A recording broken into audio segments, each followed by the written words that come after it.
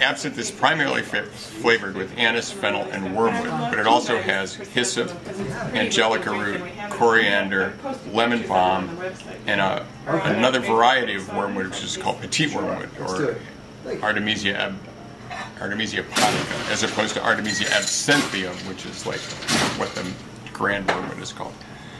So what happened was that it started to get popular in France in sort of the mid-1800s, and by the 1890s it was the drink of choice with the bohemian artist community in Paris. So like Vincent van Gogh and Toulouse-Lautrec and Pablo Picasso and Degas, and even like people like Oscar Wilde, like playwrights like Oscar Wilde, were big absinthe drinkers. And you know, whether people thought that that's where their genius came from, or they thought that's where their genius came from, it just got this reputation of being this like wild drink, and it got to be so popular in Paris that happy hour was referred to as the green hour, because everyone is sitting around in cafes drinking absinthe, which was great for the absinthe industry, but it was not so good for the wine industry because it meant that they weren't drinking wine.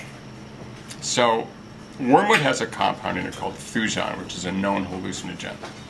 Now, whether or not it ever occurred in high enough concentrations in absinthe to be hallucinogenic is a question that nobody can really know, because there's no absinthe left from like 1890.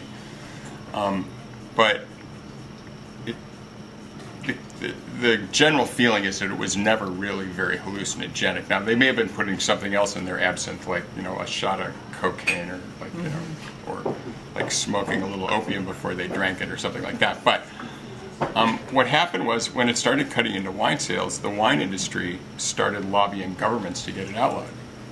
And they used the fact that it has this hallucinogenic compound in it, and they started having all these scientific papers written saying how absinthe could cause you to be a homicidal maniac, and you would develop this disease called absentheism, which was even worse than alcoholism.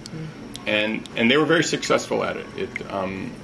It was outlawed in Switzerland, which is actually where absinthe originated, in 1910, U.S. in 1912, France, which was always the biggest producer of absinthe, in 1915. Didn't become legal here again until 2007, so it was nearly 100 years that it was outlawed. Wow.